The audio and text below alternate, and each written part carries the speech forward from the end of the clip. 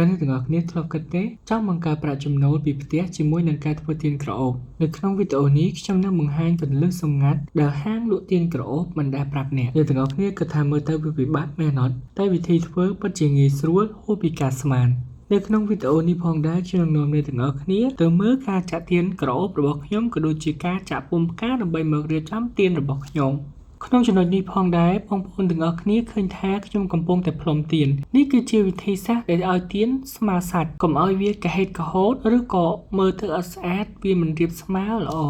ខ្ញុំជឿជាក់ថាការចាក់ទៀនដោយដៃគឺគ្មានអ្នកណាដែលអាចចាក់ស្មើសាច់នោះទេលុះត្រាតែអ្នកទាំងអស់នោះគឺធ្វើវិធីសាស្ត្រដូចខ្ញុំគឺការផ្លុំទៀនដើម្បីឲ្យវាស្មើសាច់ចំពោះអ្នកដែលនៅក្នុងវិស័យទៀននេះយូរពួកគាត់អាចផ្លុំតែម្ដងនិងអាចស្មើសាច់តែសម្រាប់ខ្ញុំយ៉ាងហោចណាស់ក៏2ទៅ3ដងដែរទើបស្មើសាច់អញ្ចឹងអ្នកទាំងអស់គ្នាដែលធ្វើម្ដងហើយអត់ស្មើសាច់អ្នកទាំងអស់គ្នាផ្លុំម្ដងហើយម្ដងទៀតរហូតដល់ស្មើសាច់ដែលអ្នកទាំងអស់គ្នាគិតថាវាស័ក្តិសមសម្រាប់អ្នកទាំងអស់គ្នាថ្ងៃនេះផងដែរគឺខ្ញុំធ្វើ2គីឡូដែលគីឡូទី1គឺខ្ញុំដាក់ពណ៌ខ្មៅនិងគីឡូមួយទៀតគឺដាក់គីឡូពណ៌សហើយគីឡូពណ៌សនេះផងដែរខ្ញុំនឹងដេក័រជាមួយនឹងផ្កាបន្តិចទៀតខ្ញុំនឹងប្រាប់បងប្អូនទាំងអស់គ្នាពីការចាក់ពុម្ពផ្កាកាត់មកដល់កន្លែងនេះផងដែរគឺពុម្ពផ្ការបស់ខ្ញុំគឺខ្ញុំបានចាក់បណ្ដូលហើយអ្នកទាំងអស់គ្នាដោយសារតែខ្ញុំអត់មានបំណងថានឹងថតវីដេអូការចាក់ពុម្ពផ្កានេះឲ្យបងប្អូនទាំងអស់គ្នាមើលម្ដងទៀតទេ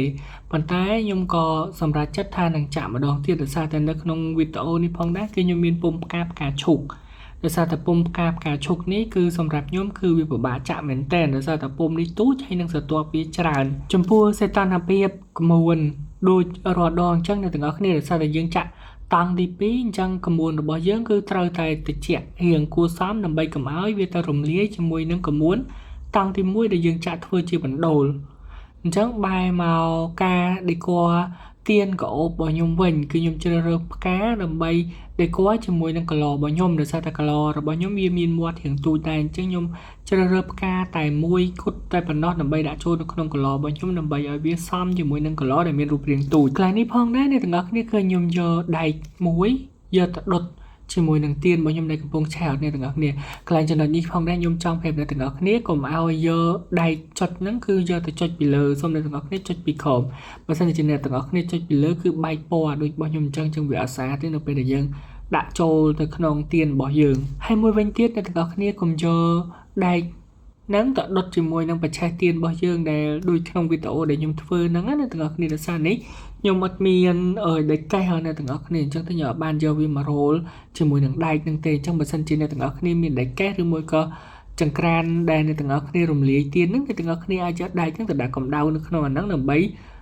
ដុតឲ្យវាក្តៅទៅយើងងាយស្រួលនឹងការចោះប្រហោងទៀនរបស់យើងមូលហេតុដែលខ្ញុំហាមអ្នកទាំងអស់គ្នាកុំឲ្យធ្វើដូចខ្ញុំហ្នឹងទី1គឺអាដែកហ្នឹងគឺវាឡើងរ៉ូលផ្សែងឡើងខ្មៅដោយសារតែ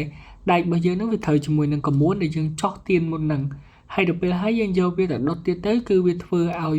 ឡើងរ៉ូលនិងរ៉ូលខ្មៅអត់ស្អាតទេនៅពេលដែលអ្នកទាំងអស់គ្នាយកវាទៅចោះប្រហោងទៀនទៅនឹងវាឡើងទៅតាមពណ៌ដែលវាប្រឡាក់ហ្នឹងអញ្ចឹងវីដេអូនេះផងដែរដោយសារតែខ្ញុំអត់បានមើលគឺវាដាច់ frame ហើយអ្នកទាំងអស់គ្នាមើលអត់ឃើញតែខ្ញុំកំពុងចោះហើយតែដឹងតែពេលហ្នឹងគឺខ្ញុំកំពុងតែចោះប្រហោងដើម្បីយកវាមកដាក់ចូលនៅក្នុងកឡោរបស់ខ្ញុំកន្លែងនេះផងដែរខ្ញុំរៀងយូរបន្តិចអ្នកទាំងអស់គ្នាដោយសារតែយើងដុតជាមួយនឹងបច្ឆេះទៀនអញ្ចឹងទៅវាឆាប់នឹងត្រជាក់បើសិនជាយើងដុតដែកនឹងជាមួយនឹងដែកកេះឬមួយក៏ភ្លើងដែលយើង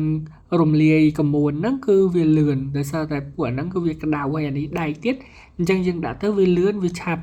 ចោលប្រហោងបានតែដោយសារតែខ្ញុំដាក់ជាមួយនឹងបច្ឆេះទៀនគឺវារៀងយូរបន្តិចតែអត់អីទេវាចេញមកគឺអាចទទួលយកបានដែររងចាំតែបន្តិចអ្នកទាំងអស់គ្នានឹងឃើញថាសម្រស់ការ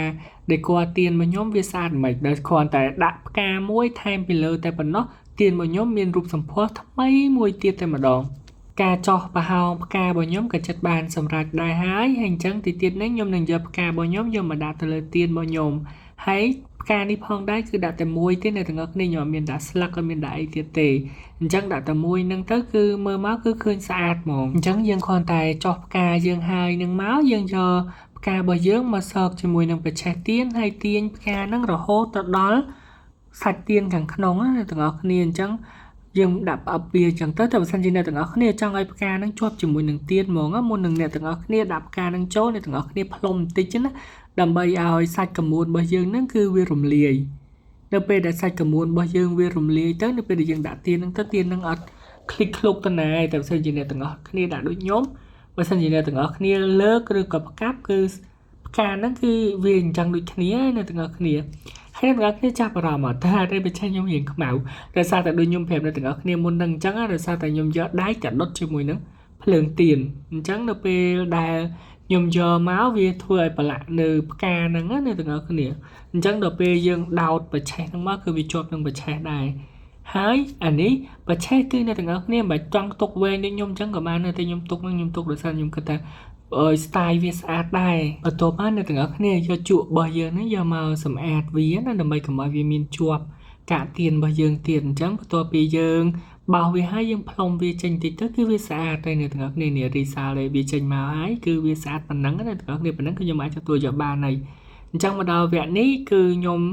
ចាក់ផ្កាចេញពីពុំឲ្យអ្នកទាំងអស់គ្នាមើលវិញម្ដងមុនហ្នឹងខ្ញុំបង្ហាញអ្នកទាំងអស់គ្នាពេលដែលខ្ញុំចាក់កមួនចូលឥឡូវហ្នឹងខ្ញុំគ្រាន់តែធ្វើឲ្យគឺអានេះវាហឹងដែរអញ្ចឹងណាអញ្ចឹងល្មមនឹងការចាក់ចាញ់ឲ្យអ្នកទាំងអស់គ្នាឃើញពុំហ្នឹងគឺវាស្រួលអញ្ចឹងខ្ញុំស្រួលបង្ហាញអ្នកទាំងអស់គ្នាមែនតើនៅចាំមើលពុំផ្កាឈូកវិញអ្នកទាំងអស់គ្នាពុំផ្កាឈូកនេះខ្ញុំបរាជ័យ2ដងឯអ្នកទាំងអស់គ្នាខ្ញុំធ្វើបានជោគជ័យតែប្រហែលដងឯដូចជា3ដងអីទេហើយខ្ញុំបរាជ័យដោយសារតែពុំហ្នឹងទូចណាទាំងអស់គ្នាទូចឲ្យវាស្ដើងអញ្ចឹងកមួនរបស់យើងហ្នឹងបាក់លាយឲ្យត្រូវមែនតើវាអត់អាចលាយដូចផ្កាមុនហ្នឹងដែលខ្ញុំលាយស្មើគ្នាហ្នឹងហើយយកមកចាក់មួយគ្នានឹងបានណាអ្នកទាំងអស់គ្នាហើយមួយទៀត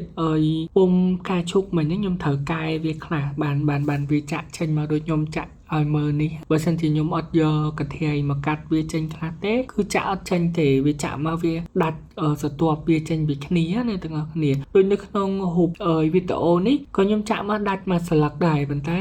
បើសិនជាអ្នកអត់ស្គាល់ពុំហ្នឹងគឺគាត់មើលអត់ដឹងទេប៉ុន្តែពុំហ្នឹងវានៅក្នុងដៃខ្ញុំអញ្ចឹងខ្ញុំមើលដឹងថាវាដាច់អស់មួយស្លឹកហើយនឹងមានស្លឹកមួយទៀតប្រហោងអញ្ចឹងទៅខ្ញុំត្រូវកែពុំហ្នឹងកន្លែងហ្នឹងដូចគ្នាបើមិនជាខ្ញុំអត់កែទេមានន័យថាខ្ញុំចាក់អត់កែទេខ្ញុំចាក់ទៅវាត្រូវមកអញ្ចឹងដោយសារតែខ្ញុំគិតថាកន្លែងខ្លះពុំហ្នឹងវាវែងពេកនិងកន្លែងខ្លះវាអត់ដិតគ្នាវាអត់ដល់គ្នាអញ្ចឹងនៅពេលដែលយើងចាក់ទៅគឺវាប្រហោងនេះអ្នកទាំងអស់គ្នាអញ្ចឹងអ្នកទាំងអស់គ្នាអត់ចាប់អារម្មណ៍អានេះខ្ញុំចាក់ឲ្យហ្នឹងគឺអ្នកទាំងអស់គ្នាមើលដឹងថាខ្ញុំបាត់បន្ទាប់មួយណានោះទេសម្រាប់បងប្អូនដែលគិតថាវីដេអូរបស់ខ្ញុំនេះមានតម្លៃកុំភ្លេចជួយ Subscribe Channel របស់ខ្ញុំមួយផងអរគុណសម្រាប់ការទស្សនាពីដើមដល់ចប់